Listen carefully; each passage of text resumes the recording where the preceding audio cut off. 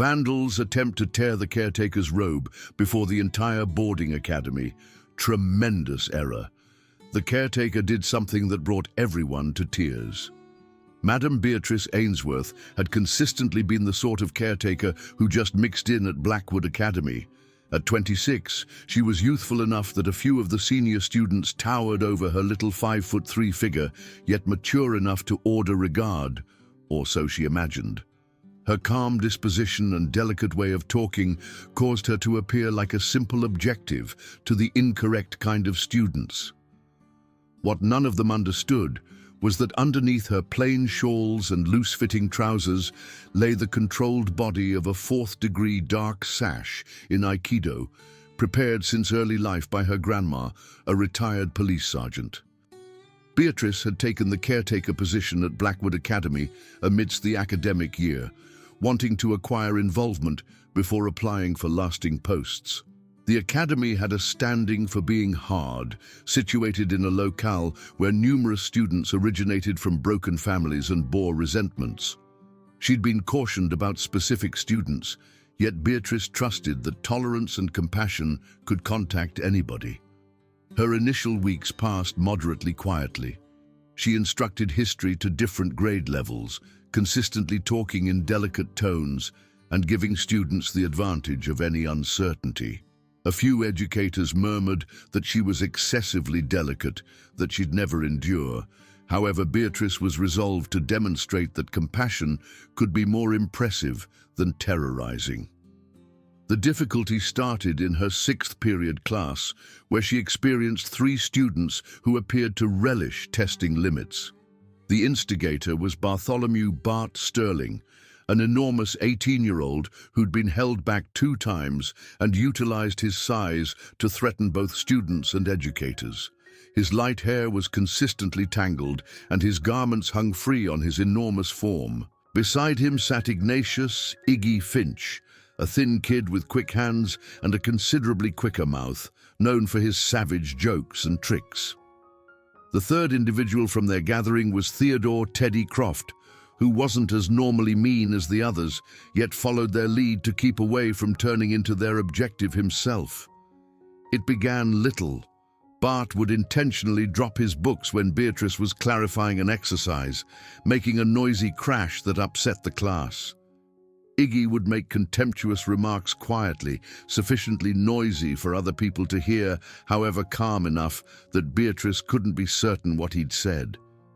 Teddy would chuckle along, empowering the others with his responses.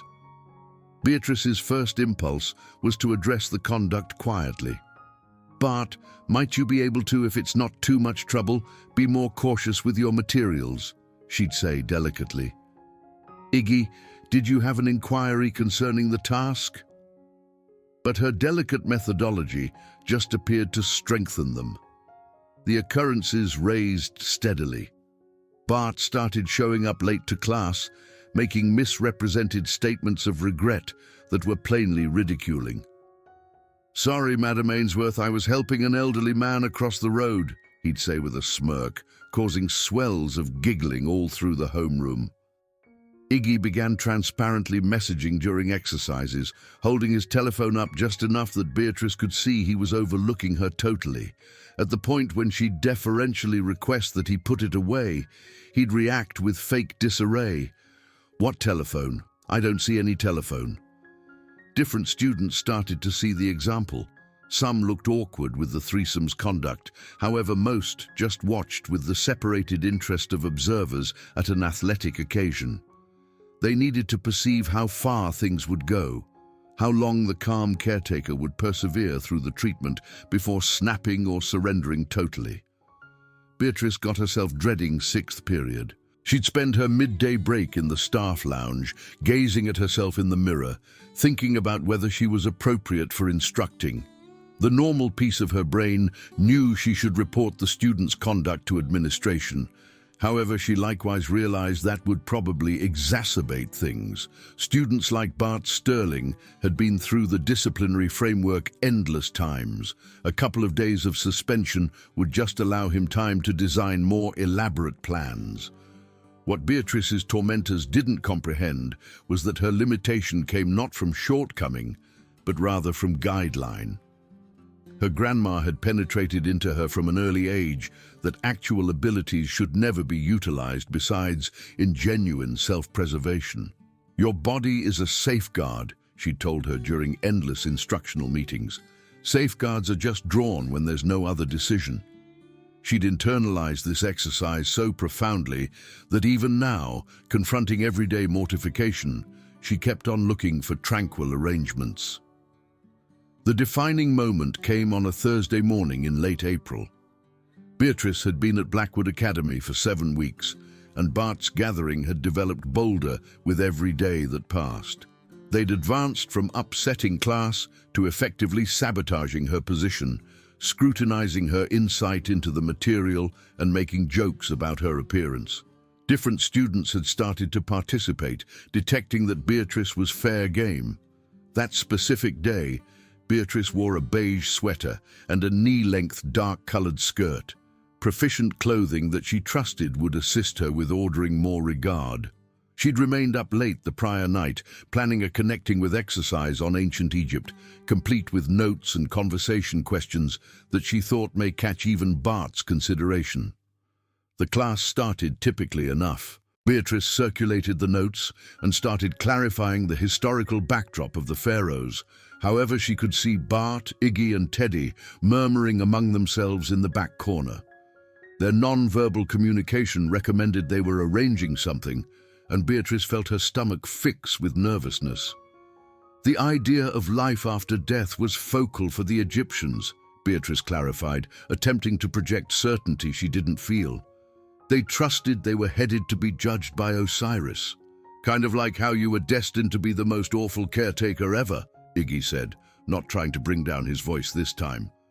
A few students snickered, and Beatrice felt warmth ascend in her cheeks. "Iggy, that is unseemly," she said immovably. "Kindly save your remarks for the conversation part." "Gracious, I'm sorry," Iggy answered with mock genuineness. "I didn't understand we needed to trust that consent will have suppositions." Bart inclined back in his seat, adjusting it on 2 legs. "Yeah, Madam Ainsworth, isn't this supposed to be a free academy? Opportunity for all that." Beatrice took a full breath, attempting to keep up her self-control.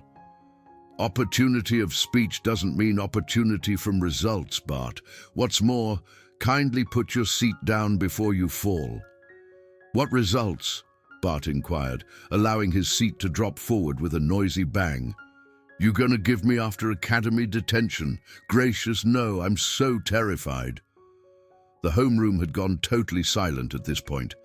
30 students watched the trade with charmed consideration, detecting that something huge was going to occur. Beatrice could feel their aggregate look on her, pausing to see how she'd react to this open test to her position. "We should simply zero in on the exercise," Beatrice said, her voice somewhat stressed. The Egyptians were attempting to show us that certain individuals are brought into the world failures," Teddy intruded, tracking down his voice as a component of the gathering. "Like Tutankhamun. Furthermore, like a few caretakers we know." The remark hit Beatrice like an actual blow. She'd been called names previously, however something about Teddy's tone, the easygoing mercilessness of it, made her hands shake somewhat as she held her exercise plan.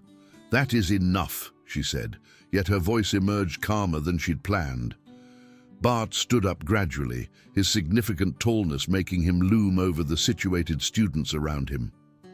"You know what, Madam Ainsworth? I don't think you're cut out for this work. Perhaps you should track down something more fit to your abilities." He started strolling toward the front of the homeroom, and Beatrice naturally took a step back. The development caused her to appear frail, and she promptly lamented it, yet Bart was at that point capitalizing on her retreat. "See, everybody, she's frightened of me. How's somebody who's frightened of a student expected to show us anything?" Iggy and Teddy were out of their seats now as well, flanking Bart as he moved toward Beatrice's work area. The remainder of the class watched in stunned quietness. some looking energized by the dramatization, others showing up genuinely concerned. "Sit down, each of you," Beatrice said, attempting to infuse power into her voice. "Get back to your seats right away." "Or on the other hand, what?" Bart inquired, presently standing straightforwardly before her work area. "You'll call the headmaster? You'll give us after academy detention? Face it, madam, you've got no force here." What occurred next unfurled in slow movement. Bart arrived at across Beatrice's work area, apparently to get her exercise plan, yet his arm cleared across her chest in a manner that was plainly intentional. Beatrice stepped back once more, colliding with the chalkboard behind her. "Oops," Bart said with a grin. "Sorry about that. Perhaps in the event that you dressed more properly, mishaps like that wouldn't occur." Iggy chuckled boisterously. "Yeah, Madam Ainsworth, perhaps you should wear something that covers more. This is an academy, not a bar." Beatrice's heart was beating at this point, adrenaline flooding her framework. She could feel her grandma's preparation kicking in, the manner in which her weight consequently moved to the chunks of her feet, the manner in which her breathing developed more profound and consistent. However, she battled against these senses, still wanting to de-raise the circumstance. "Kindly get back to your seats," she rehashed. However, Bart was at that point arriving at for her once more. This time, his aims were unmistakable. His enormous hand got the texture of her sweater close to the shoulder, apparently to move her out of the manor so he could arrive at something on her work area. In any case, as he pulled, Beatrice heard the sensitive texture start to tear. "Bart, stop," she said pointedly, getting his wrist to forestall further harm to her apparel. "Try not to contact me," Bart shouted, jerking his hand away and causing a bigger tear in Beatrice's sweater. "She got me. Everybody saw it." Iggy was fast to back up his companion's story. "Yeah, she totally got him. That is attack." Different students started murmuring, some supporting Bart's rendition of occasions, others looking dubious about what they'd really seen. In the confusion, Teddy moved nearer to Beatrice's opposite side, and she abruptly understood she was being encircled. "You need to get students," Bart said, his voice taking on a more compromising tone. "We should perceive how you like being gotten." He arrived at for her sweater once more, this time with clear purpose to tear it further. Beatrice wound away, yet Teddy was there to obstruct her departure course. Iggy moved to her opposite side, and abruptly Beatrice got herself caught between the three young men, every one of them bigger and more grounded than her little edge. "Perhaps we should assist her with looking for new garments," Iggy recommended with a merciless chuckle, "since she clearly doesn't have the foggiest idea how to dress herself." Bart's hand shut on the texture of her sweater once more, and this time he pulled sufficiently hard that fastens dispersed across the homeroom floor. Beatrice heard a few young ladies gasp, and she saw different students pulling out their telephones to record what was occurring. "Stop!" Beatrice ordered. However, her voice was suffocated out by the young men's chuckling and the energized babble of students who thought they were seeing a definitive mortification of their caretaker. Teddy got the stitch of her skirt, pulling it upward, while Bart kept on tearing at her sweater. Iggy was recording everything on his telephone, portraying like a game's pundit. "Also, Ainsworth is down. The group goes wild." It was in that second, standing before her homeroom with her garments being torn from her body while youngsters chuckled and recorded her mortification, that Beatrice at long last arrived at her limit. The cautious control she'd kept up for 7 weeks broke like glass, and 20 years of combative techniques preparing surged to the surface. The change was immediate and complete. Beatrice's stance changed first, her spine fixing and her shoulders squaring in a manner that caused her to appear all of a sudden taller and more forcing. Her breathing turned out to be controlled and intentional, and when she looked into Bart, her eyes held something that made him unwittingly release his hold on her torn sweater. "Release me," she said, and her voice conveyed a calm power that sliced through the clamor of the homeroom like a sharp edge. Bart, gotten off guard by the change in her disposition, wavered for only a second. That second was all Beatrice required. Her right hand shot out in a lightning-quick strike that got Bart in the stomach muscles, collapsing him over and sending him staggering in reverse into a work area. Before Iggy could respond, Beatrice's left elbow tracked down his ribs with careful accuracy, making him drop his telephone and gasp for air. Teddy, seeing his companions unexpectedly incapacitated, attempted to get Beatrice from behind, yet she stepped aside with liquid beauty and utilized his own energy to send him colliding with the homeroom wall. The whole succession took under 5 seconds, yet the impact was electric. 30 students sat in stunned quietness, their mouths hanging open as they handled what they'd just seen. The calm, delicate caretaker had quite recently brought down 3 of the Academy's most scandalous harassers, with development so speedy and exact they nearly appeared arranged. Bart battled to his feet, his face red with shame and disarray. "What the heck was that?" he gasped, still grasping his stomach. Beatrice stood in the focal point of the homeroom, her torn sweater hanging open, yet her stance emanating certainty and control. At the point when she talked, her voice was quiet and consistent, conveying effectively to each edge of the room. "That was self-preservation," she said basically. "What's more, an exceptionally little exhibition of what occurs when you botch generosity for shortcoming." Iggy was still twisted over, attempting to get his breath. "You can't hit students. You'll get terminated." Beatrice went to confront him, and something in her demeanor made him take an automatic step in reverse. "You're totally correct, Iggy. Caretakers aren't expected to hit students. However, you're not acting like students at this moment. You're acting like hunters. What's more, hunters get managed appropriately." She strolled quietly to her work area, pulled out a shawl from her pack, and put it on to cover her torn sweater. Her developments were intentional and controlled, and each student in the room watched her with new regard and something beyond a little dread. "Presently," Beatrice proceeded, her voice getting back to its typical delicate tone, "we have a decision to make. We can imagine this episode never occurred, and you 3 can begin treating me, and your classmates, with the regard that individuals merit.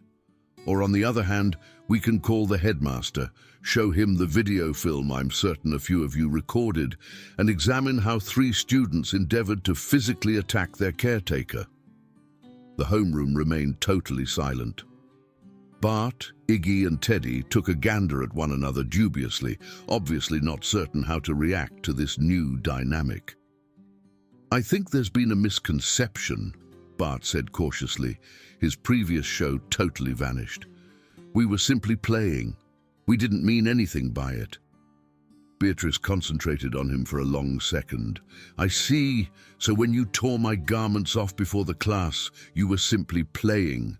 At the point when you got me and attempted to humiliate me, that was your concept of fun." We weren't attempting to," Bart stammered, looking frantically to his companions for help. However, Iggy and Teddy were centered around their own,